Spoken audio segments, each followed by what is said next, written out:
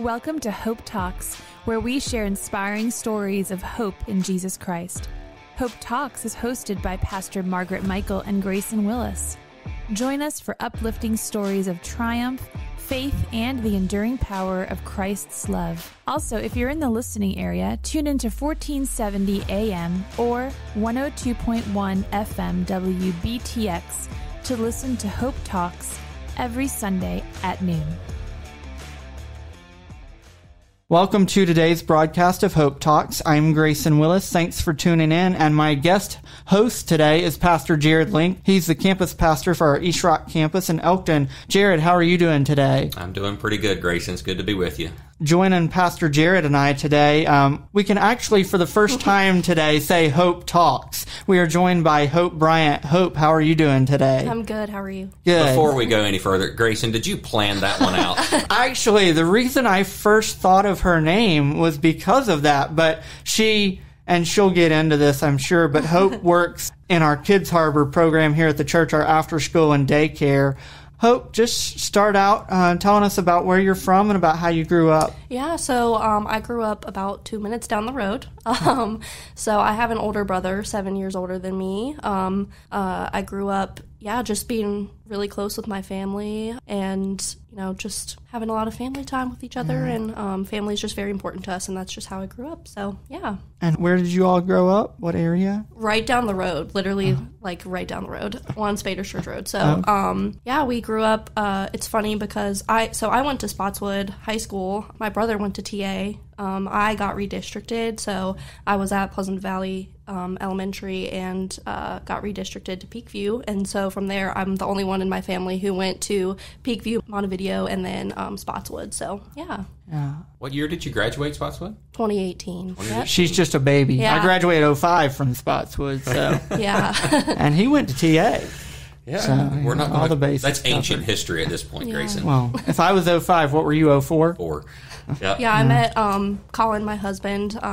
We started dating in 2015, so I was 14, and we've been together ever since. So, we've been together since that moment. So you mentioned you're a local Valley girl. Grew up on Spaders Church Road. Did y'all grow up going to church? So I grew up, obviously I knew, I love Jesus, and I grew up always being told, all the things about Jesus, and I didn't know the depths of his word, really, but I just knew that, Jesus was the one who was in control of all the things. So we would come to church here every now and then, but it wasn't really like a every Sunday type of thing when I was growing up. So me and my cousin, Jordan, who actually works here at Kids Harbor too, we would go to the kids' church sometimes. Okay. Pastor Vic. Yeah. He was my children's pastor too. Yeah, so we would do that really sometimes, but yeah. Very cool. When did you come to start working at Kids Harbor? So I had gone through a lot of jobs. I was just a very anxious person, and I just felt that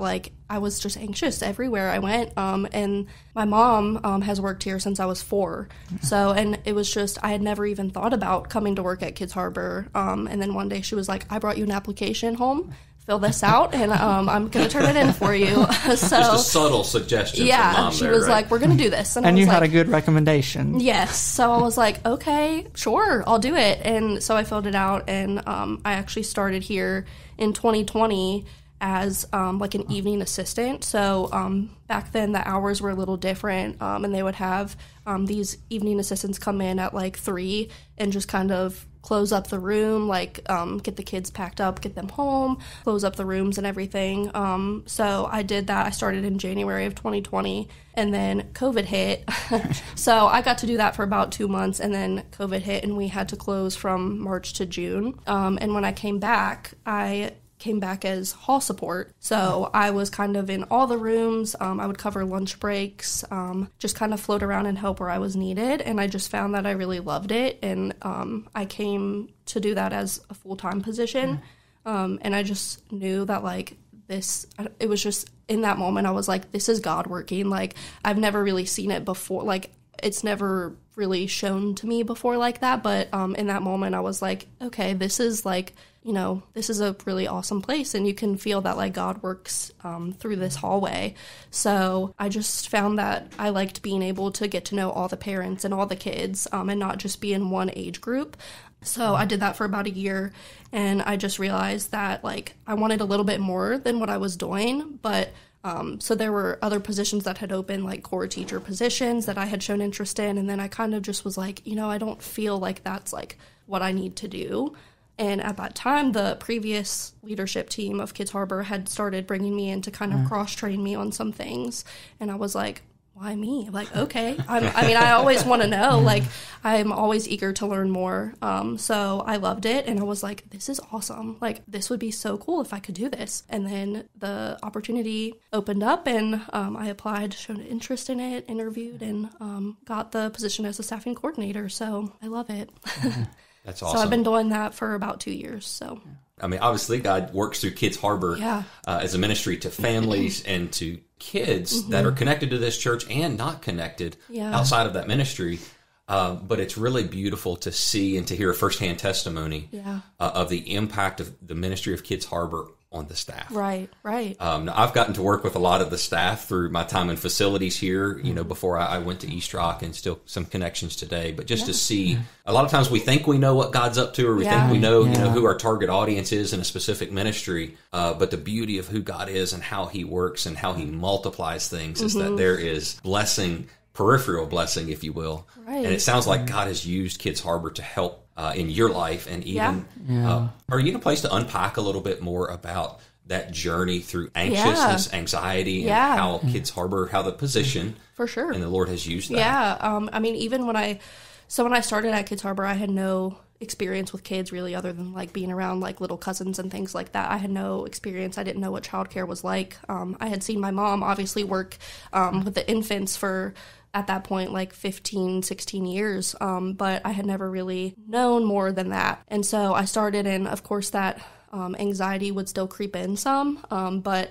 it was just a different feeling. I would come in here and I would be like, this place is so different. You can just feel like the love that you have. Like, I know a lot of workplaces say that they're like family, but I mean, Kids Harbor, it's like a whole nother level. Like, we just love and care for each other so much. And I had never felt that in a workplace. So I was like, this is awesome. I mean, there's no other explanation other than like God works his beautiful, like, he works through this place, and it's amazing. And so even at first I was still kind of like iffy about, like, I don't know, like, I'm just anxious. I don't know why. But like I said, the previous leadership team, they were awesome, and they were like, this place is different. You're going to see it. And they kind of just showed me, and like God worked through them to show me how beautiful it can be if you just are obedient to him and know that he has a plan for you. So just like letting go and just letting him, guide you where you need to be. So, well, Hope, one of the things that stuck out to me is you were talking about why me for like a leadership position. Well, and this is a well-known saying, but it's very true. God qualifies the called. He doesn't call the qualified. Right. And you were willing to learn, and that's why I think he used you. And also, you talked about your mom working at Kids Harbor many years and still working there. If I'm not mistaken, you also attended Kids Harbor as a kid, right? I did. I would get off the bus here. Really? Yeah, I did. It was more of like, at that point, it was kind of just, I would get off and I would wait in the hallway, because at that point, the hours were different. So my mom was about to get off in like 10 minutes. So I would kind of wait for her in the hallway just to get off. But yeah, I mean, I feel like Kids Harbor has been in my life, like all my life. I mean, my mom started working here when I was 4. So I've known Angela Cole. She's been a big part of my life. And I didn't realize, how big of an impact she would make in my life. So at that time, but once I started working here, I was like, this is where I've always, I'm meant to be here. So how do you've come from attending as a child, mom worked there, so you have lots of experience, starting into that, and now in a position to lead and to equip others. So how do you take your experience and that blessing and multiply it and share it with others? Yeah.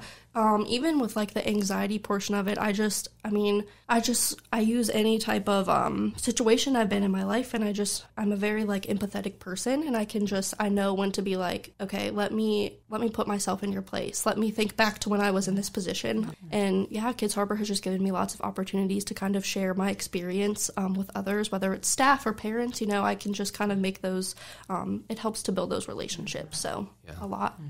And we can move on from anxiousness, but what if somebody was listening to our conversation today and they're dealing with just an anxious spirit about whatever it is, whether that's a job or relationship, whatever that would be, what would be a word of advice, a word of hope that you would give that person today? I mean, I would just say, stop worrying about the things you can't control, because that was a big part for me, is like the what ifs. And you just have to get to a point of like, you don't know what's going to happen. God knows what's going to happen. So you need to just stop where you are, let him do what he does, and let him show you where you need to be. And just once you get to that point where you feel like you can just let go and just kind of ride the wave of like, where do you need to go? He's going to lead you there. So that's a good word. Yeah. That's a good word.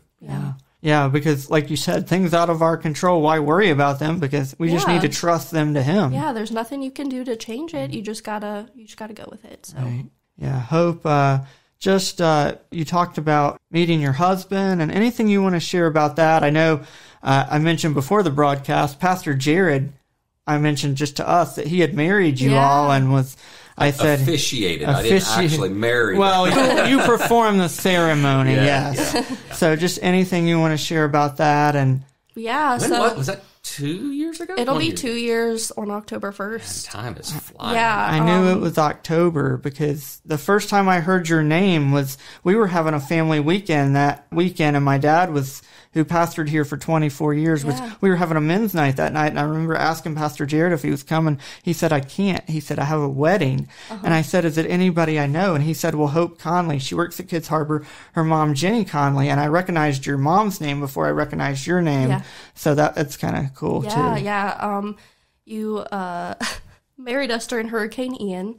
So that's right. Yeah, it was a little stressful trying to, we had to kind of at the last minute redo where we were getting married. And honestly, that in itself is another example of just God working, because I was so terrified that I was going to trip on that cement. It was like uneven, and I just kept picturing it happening as I'm walking down the aisle. And so we moved it indoors where it was like a smooth floor, so there was no worry of that. But I think I've had so many people tell me that wedding was just so it was so like intimate because everyone was in there together. So it was perfect. That was really cool. Yeah. Just remembering that. I mean, it was raining that weekend. All weekend. Nonstop. But again, the beauty that came out of that, and it's easy for me to say, but even to hear your testimony of just. Yeah. We have some really good plans sometimes, and we think we know how things are going to go, and sometimes I think the Lord's just smiling at us, going, just trust me and wait. Yeah, just wait. Just wait. It's going to change. But the beauty of that moment and being in Rivercrest Barn and just like in that small setting, and everybody got to hear and feel the emotion. Yeah, I mean, I could hear we're journeying through that day. And, I could hear all the sniffles, all around of the happy tears. So, it was awesome. Yeah, and that sounds like another situation where you're, not worrying about things out of your control. Yeah. Because I'm sure, that was out of your control. But on your wedding day, it's supposed to be like your day, so to speak. That would have been very easy. I'm sure there was some tense anxiety and other stuff. Definitely. And I had to, again, just kind of say, there's no point of worrying. We're just going to go with it. God knows what's going to happen, and that's how it's going to be. So. Hope, what are some other moments that you can look back on in your life that are foundational to you in your walk with Him? Yeah, I think I always think about when I was 10, so at this point, I obviously, like I said, I knew Jesus. Right. I didn't know Him how I know Him now, but I knew Him, and me and my dad were in a four-wheeler accident when I was 10, so we... basically, the four-wheeler ended up flipping down a hill and landed on my dad. So he ended up, going to the hospital. He was in rehab for a month and a half. I think he spent his 40th birthday in there. But it's wild because, that could have been so much worse. I didn't even have a scratch on me somehow. But I just remember getting up and turning around and seeing my dad trapped underneath of the four-wheeler. And what happened between then, I don't know how the four-wheeler ended up getting off of him. I don't know if the adrenaline, if I ended up pushing it off. I don't know what happened. But now I just look back and I'm like, that's just God. There's no other way. That could have been so awful. And I just think, at the time you don't realize how hard that was for my mom to be home with me and my brother as my dad's in rehab and we're all away from him. And I would go see him when I would get home from school and, I'd sit in there with him and do my homework and go visit him. And I remember the first time that he was able to walk again. And it was just, in that moment, I felt some type of like emotion and just power come over me. And like I said, now looking back, I just know that that's God. So that was a very foundational moment too, whether I realized it right then or not. Looking back, that was very big. So yeah. It's cool how he uses moments of stress or maybe difficult things that happen later in our life to maybe strengthen our faith or strengthen our trust in him. Yeah. Dealing with the anxiety that I did have to deal with, and just seeing that, like, I'm able to help others that have that. In the leadership role that I'm in now, there have been times where I've had to, kind of help guide others through that and just kind of share my experience with them. Right. And it just shows you that, you go through things for a reason. Even, the hard things, it's always happening for a reason. So he uses that for good too. Right. And, talking about your time at Kids Harbor, whether it was as a student or as an assistant or whatever, it's almost like God was preparing you for what he has you doing now. And you also said, like, why me in this? Well, you seem like a great listener. And sometimes that's all it takes is listening to people and hearing them. Right. And then being able to, trust God to speak through you into those situations, even though you might not feel adequate in your own strength, in Christ's strength. Definitely. In the Bible it says he is made strong in our weaknesses. Yeah. So true. And just bringing Kids Harbor to me, I mean, I really don't know, like, where I would have been or, if I didn't have Kids Harbor, because it really opened me up, and I've grown so much through Kids Harbor, and that's just God using that to show me what I'm capable of. So yeah. And I know Jared has connection to Kids Harbor, too, because he has a kid in Kids Harbor. Yes. Yeah, Eliza's down there in the 3s, about to graduate. I know. Yes. I know. It's crazy. I remember when she started in the infant room. I was trying to remember if your mom was still in infants. I think she was. Yeah. So as we've been talking here, I thought of the passage of Scripture in Matthew 6, thinking about worry and angst, because we talk about, and we can know that God's in control, that he has a plan, that we're not to worry, but it's still a daily battle. Right. Like it's a moment by moment sometimes choice to let that go over to him. And Matthew 6, Jesus is speaking, of course, the Sermon on the Mount. He says, but seek first the kingdom of God and his righteousness, and all these things will be provided for you. Of course, looking back at food and clothing and all the things that he had just talked about. And he says, don't worry about those things. They'll be provided for you when you seek first the kingdom of God. And he goes on to say, therefore, don't worry about tomorrow, because tomorrow will worry about itself.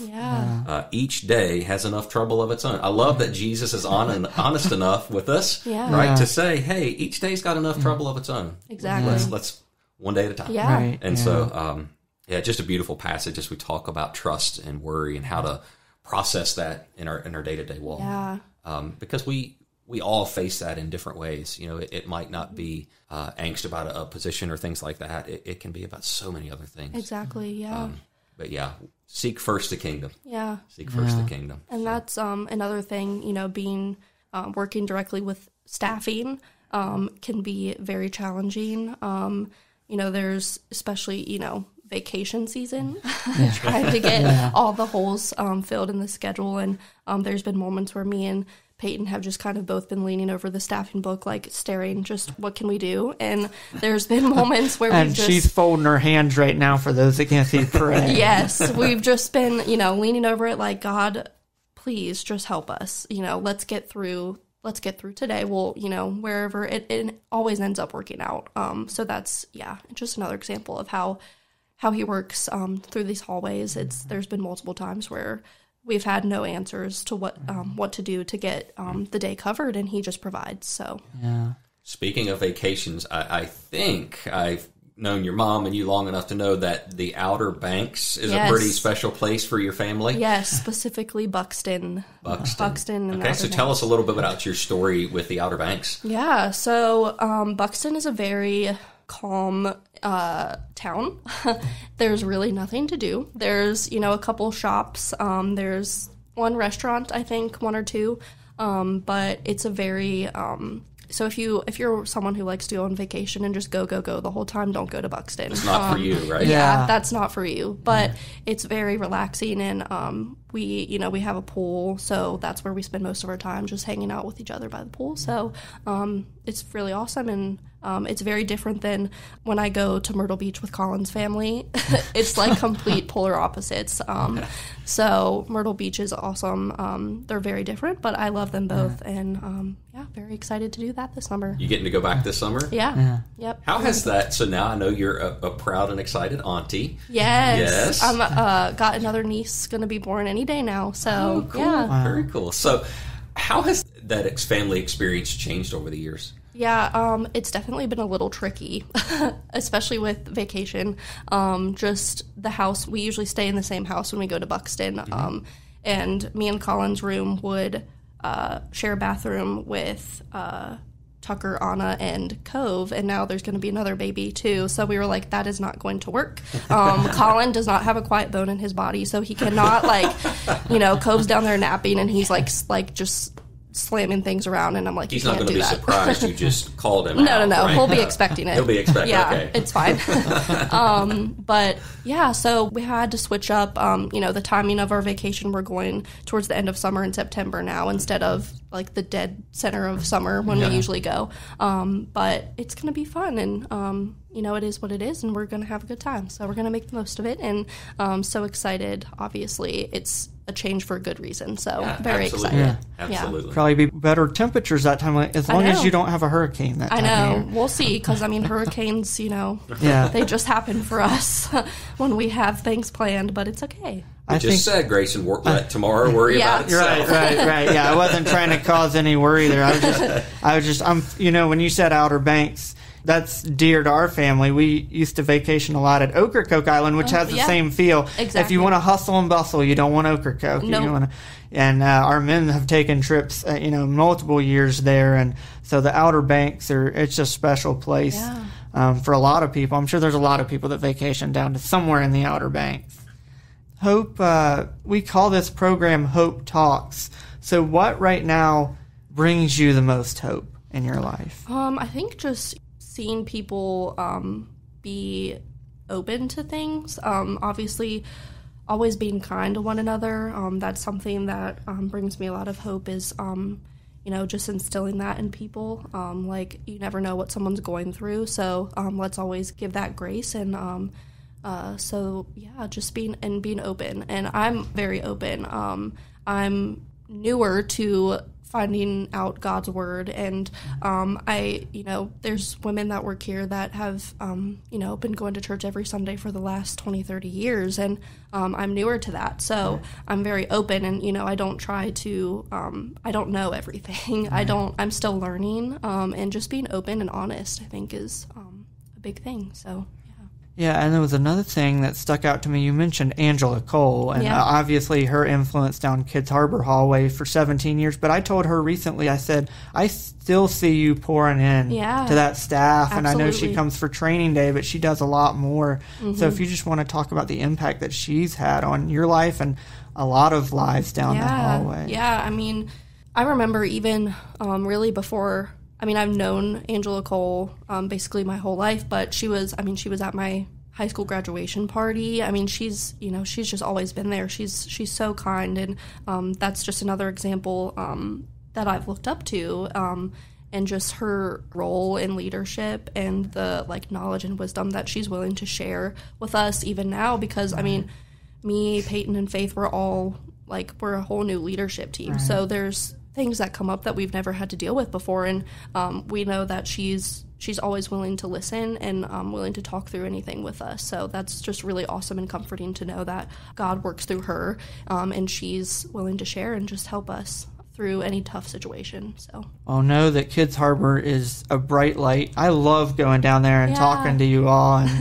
And recently, y'all had your kids' graduation, and I always help get the music ready for all that. Miss Cindy, she always does the music, and she always brings me the CD, and it's a great pleasure to help partner with y'all in a small way. Yeah, very thankful, that we have this space that we're able to use different people's strengths and put it all into this one big production that we do. And just to have the space to even have that graduation is awesome, and we're so blessed to have it. So the sanctuary is a packed house. That night. Yeah, it is. You don't show up. You don't want to show up late to that one. No. I mean, people are showing up at 5:00 when it starts at 6, or people that morning are like, "Can we save a seat?" And it's packed. Yeah, and it's the case for the graduation, and also the Christmas program that y'all have is equally the same. And I know that Kids Harbor is a huge blessing to this church, but it's also a huge blessing to this community. Mm-hmm. Yeah, we're very thankful that, that we see that many people coming to things that we do with the children, and just seeing how many people care. There's grandparents, there's cousins, there's second cousins, people, just the whole family wants to come and see, and it's just awesome. So very, very blessed to have that in this community. And that's a little bit of a way, and I hope I know it's a lot of work for you guys and the teachers and all that goes into that, but I think that moment is a time when you can really see the impact, because we, day to day, and again, I'm imagining some of this, not being there daily, but the impact, and we see it in our daughter's life, of the impact of Kids Harbor and what you're able to teach her, and how she's growing here in her knowledge of Jesus and what that means in her life and how to interact with others. Day to day, you see that one-on-one impact. But when you come to a special all event, you're investing in a life that is connected to so many others. And so I hope that gets to serve for you guys as hey, what we're doing is even so much bigger than the kids that we get to see daily. Like we're impacting, and the message of Jesus is going through. The hope is going through these kids to touch aunts, uncles, cousins, and so on that come. We've had, relatives come to us and be like, hey, I need to get on that wait list. I mean, I see what you guys do, and we want to be a part of it. And it's definitely very eye-opening in moments like that, when you just see everyone together in a room like that, and you're like, wow, this is impacting so many people. So, and as a parent of Kids Harbor, I would just take a moment to say thank you.